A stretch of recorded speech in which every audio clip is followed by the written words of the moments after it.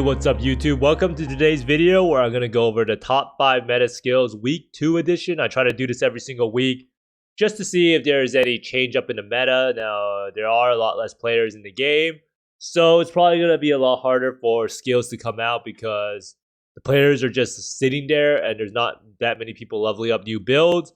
But who knows, maybe there's going to be a new skill to take over number 1. But let's get straight into it and see what are actually the top 5. Now, number 1 is, wow, that guy has a lot of exalts. Wait, does this guy not have a currency tab? So I guess this is what happens when you don't have a currency tab. Or I don't even know. But this is basically Uber Maven on Explosive Arrow.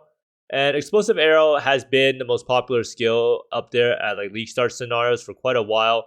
Mainly because it's pretty good at bossing because of its playstyle. You literally put down totems, you put an ignite on, and you run away. So it's a super enjoyable playstyle, and is mostly played on Elementalist, on Software Trade, Champion, 19%, and Hierophant, 1% for the super off meta people out there.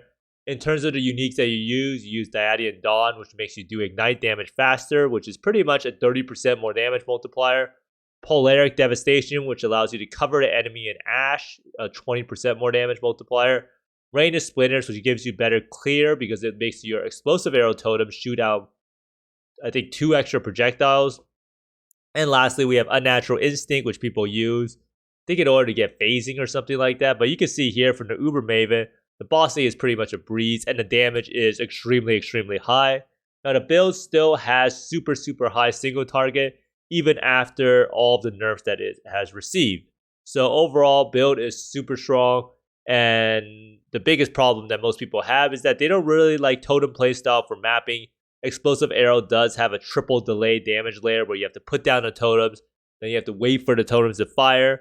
Then once the totem hits the enemy, you have to wait for the ignite to start ticking. So there's a lot of delay damage that could potentially get you killed. Now, next up, and this is actually a very sad one that I don't really know what to think about, because Spark has been one of my favorite skills for a long time, pretty much because I play Ore Stacker a lot, and this guy is literally just... Wait, what even happened? Oh, wait.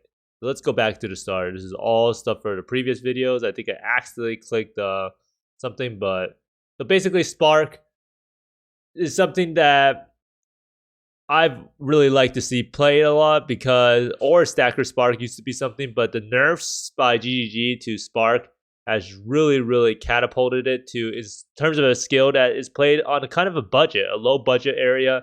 And there is a new playstyle, which is a Cultist Spark for Poison. It's at 5% play rate, but mostly 78% Inquisitor, 13% Assassin, who are doing, what's it called? Assassins are doing the carries. So they're like a carry, and then they have a support. So Spark is a pretty good skill meant for carrying groups, and is extremely good, pretty much just on par with Blade Vortex.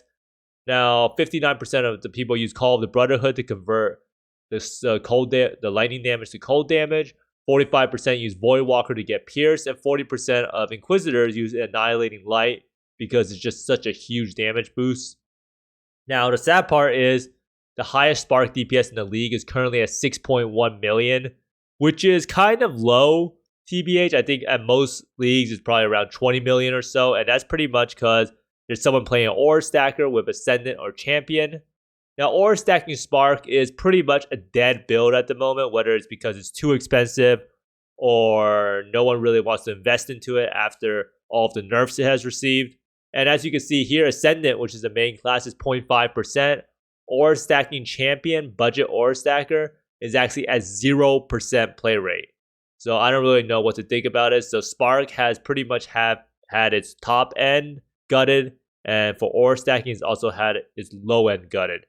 So kind of sad to see, and that's pretty much because of all of the nerfs to Reservation Efficiency Mastery and Life Reservation Efficiency, which was actually pretty important for Champion Spark. But next up, we have Cast on Crit Cyclone. Now, Cast on Crit is a build that has pretty much stood the test of time. Everyone loves Caulk. Then, wait, what did I just say? But basically, everyone loves Cast on Crit, because the build always sees a higher and higher play rate as the league progresses. Now, the Cyclone on the PoE Ninja is a little bit debatable because it does include a lot of different builds. And there are a lot of different ways of playing Cyclone. There's Cast on Crit variant with Forbidden Right. You can do it with Ice Spear. You can do it with Ice Nova. And there's also an Energy Blade variant on Inquisitor. And there's even the Shockwave variant of Cyclone for people who are just trying to play on hit damage Cyclone. And then there's even a replica Alberon's Warpath version of Chaos Cyclone on Occultist. So there is a tiny amount of Cyclone Shockwave builds. I think when you look at Cyclone, there's like 13% of people Slayer. Now, the one that's probably going to dominate the meta the most, what I think you will see is the one that you're seeing here, the super tanky build with Cast on Crit Forbidden Right. And it is super, super good. And look at the damage. Like all of these clips are pretty much Uber Maven. So all of these builds do insane amounts of damage. Now, next up, we have Righteous Fire. And this is the skill that puts everyone to sleep. Slow and Steady Wins the Race is the name of this build. And 95% are on Inquisitor. And 3% are on Juggernaut. Now, the skill actually uses Fire Trap for single target. And it's a crazy, crazy tanky build with around 81% of players using Aegis Aurora. And 63% using Melting of the Flesh and 5% Mage Blood. Now, it's a funny thing to know is that a lot of these builds, you can see the progression of what happens as people get more and more currency. So for Kalandra League, if you look at Righteous Fire right now, 81% Righteous use Aegis Aurora. And before in the past, 48% in week 1. So players do upgrade their build as they get more currency, and that's just something that happens. And you can see here, this fight right here you see is 10 minutes long for Uber Maven. And this was actually found during 3.18 as I couldn't actually find anyone who uploaded it at 3.19 Uber Maven on Righteous Fire. So this is actually the main problem with Righteous Fire. And that's the fact that the build really struggles with single target after the Fire Trap nerf to the point where some Ubers are very, very difficult, if not undoable because of the DPS check. And the bright side about this build is it's extremely tanky. As you can see, this guy is pretty much just tanking everything and all of the degens. Now, that's pretty much because Aegis Aurora and Melting is really, really strong. And look how long it took him to do the fight. So you can imagine this was from 3.18, and this is actually going to be like 20% slower at bare minimum. So if you're looking to play Righteous Fire, just be aware that it's not exactly the best bosser in the world, but it is very, very tanky and it allows you to make a lot of mistakes. Now, next up, we have Lightning Strike, and this is one of my favorite skills, I guess. And it is 38% Champion, 29% Raider, 22% Pathfinder, and 3% Berserker, so it's a pretty wide varying ascendancy choices.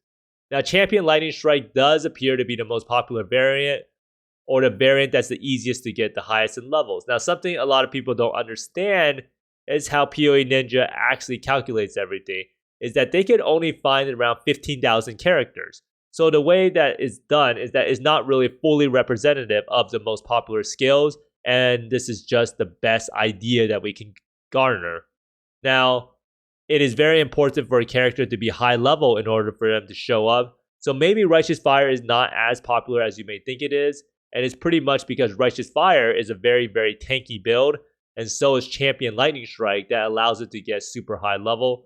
So if you go look at Lightning Strike and you go sort it by level 100, you can see that, I mean, there's a lot of different variants, but I do think that Champion is probably the tankiest variant by far, and it does allow you to get higher level to show up on PoE Ninja.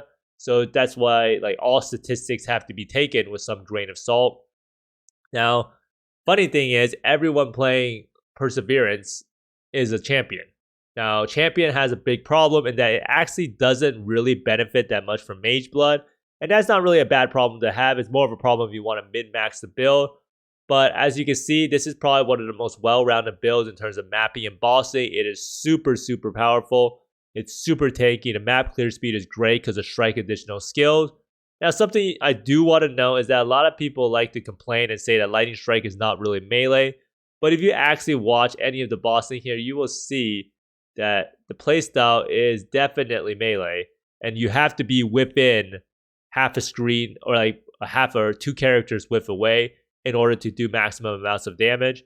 And this really shows you that the viability of certain skills is not whether it is melee. I mean, melee doesn't really matter as long as it has enough damage. So that's why I do think that GGG should bite the bullet and probably buff a lot of skills that could see viability if it actually just did a lot more damage. Now, overall, sad part about this is that it's exactly the same builds as last league. I don't think any of those builds are new that I just showed, besides maybe Pathfinder Lightning Strike, but even then people were still playing it. And that's pretty much what happens when you don't really change the game up. I think the game has been on life support for the past year in terms of actual meaningful changes, in terms of shaking up the gameplay and meta. We don't have leagues like Delirium anymore where we get a bunch of cluster jewels to change up our tree.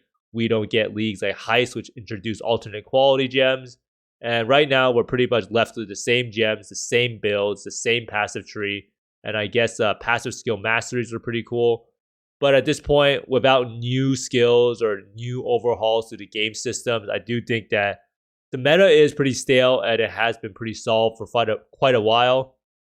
It's also extremely hard to find new well-rounded builds that are uber viable and good at mapping. A lot of people in my stream, they say they don't really know what build to reroll into because they've played most of the builds or the builds just aren't good enough and they're not better than what they're currently playing.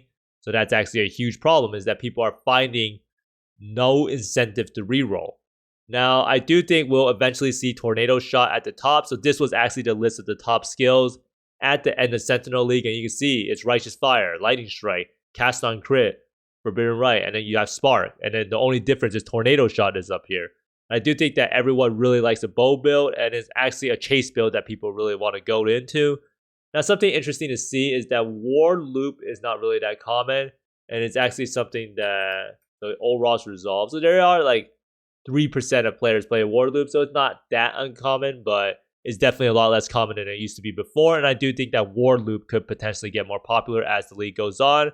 But thanks for watching, everyone. I hope this has helped you know what the meta is and maybe give you some inspiration for any type of build you might want to reroll into. But I hope you find more Mirrors, Exalts, and Mage Bloods than me, and I guess Divines, and see you next time. Bye!